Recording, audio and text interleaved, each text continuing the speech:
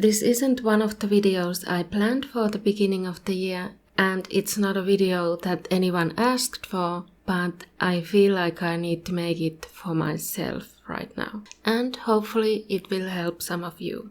It will happen to everyone at some point in your life, and maybe at multiple different points throughout your life. For me, when I'm grieving, one of the things I find comforting is making art or crafts. Obviously, because that's what I love to do anyway. But it's usually the more simple or easy art, not planning out a big detailed painting.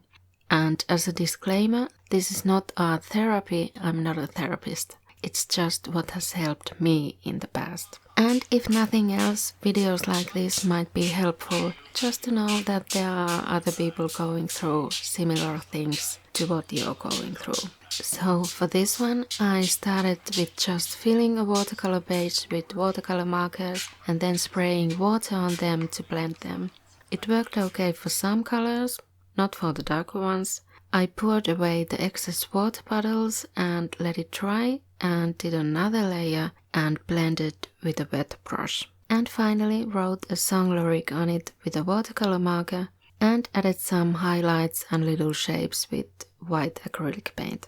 Around the time my father passed away, or while he was in the hospital, and I had also just gone through my first breakup in the same month. Or actually, maybe the second, but with the same person, because he left me multiple times. But anyway, it was before Christmas and I found it comforting for an evening just to make Christmas cards. Cut out shapes of characters from used wrapping paper or magazines and glue them on cardstock and doodle around them. When I got the call that my father passed away some days later, I took the bus to go to the hospital. Or 2 buses. I had to go return exam books to the university library on the way. It was so surreal, like an out-of-body experience watching other people go on about their lives while you're still in that shock. A few days after he passed, I still remember the painting I was working on finishing up. This happened many years ago, so I can talk about it now. At least for me, it's harder to talk about any current loss as it's happening or right after it's happened, but it becomes less emotional over time. And the same with art. I don't feel ready to make art necessarily related to the grief right after it's happened, but something unrelated. I remember thinking then that it would be cool to somehow depict that grief and put it on canvas as I'm feeling it, but it's not something I felt ready or able to do. I felt I needed to make happier art to feel like everything's okay for a moment. When I made a painting and a video of our dog, it was over a year after he passed away that I felt ready to do that. The pain will numb over time, but you don't have to forget. I still think of him most days, even though it's been 5 years. Most of the worst things in my life tend to happen around Christmas and New Year's. I don't know what it is about the end or beginning of the year doing that. For this one, I propped up the watercolor paper, painted a wash for the background, and then added watercolor drops falling down from the top in different colors. You could plan this out more and do a gradient of colors from left to right to make this look more neat rather than adding different colors on top of each other like I did.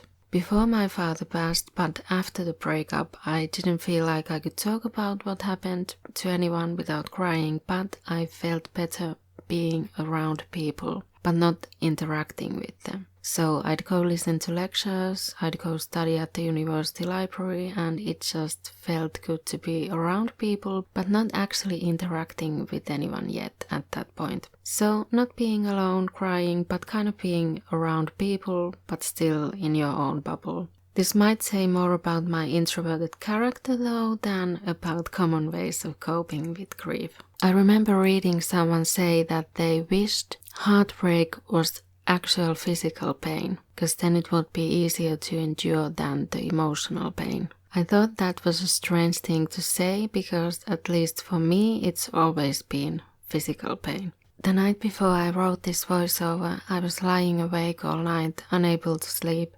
because I felt the pressure on the left side of my chest like I was having a heart attack or getting a panic attack. It's been like a week and a half now and the nights are still hard. This is actually a scrapped video or maybe even a blog post idea I had in the past years and years ago, but one that I didn't feel comfortable making then, and I couldn't find my old notes either, but I think these are the same thoughts I had back then.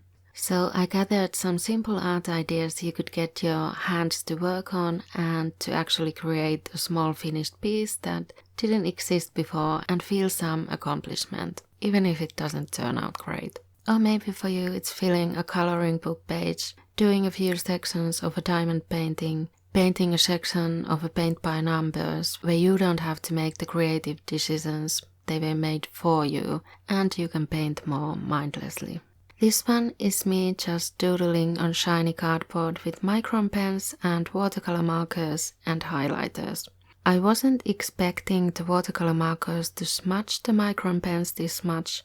I think I should have used them in the opposite order. I know I'm not actually talking much about what I'm drawing or painting in this video, but I think these are simple enough ideas to not need that much explanation. But if you want me to redo one of them for a more thorough video, I can do that too. Also, remember to eat something at regular intervals, even if you don't feel like eating or can't really taste food.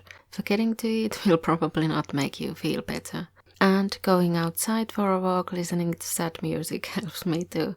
I made a playlist specifically for what I'm feeling right now. And I know that if I listen to those songs again even years from now on, I'll probably still associate them with what's happening now. I've shared this Agatha Christie quote before, but I want to share it again. I like living.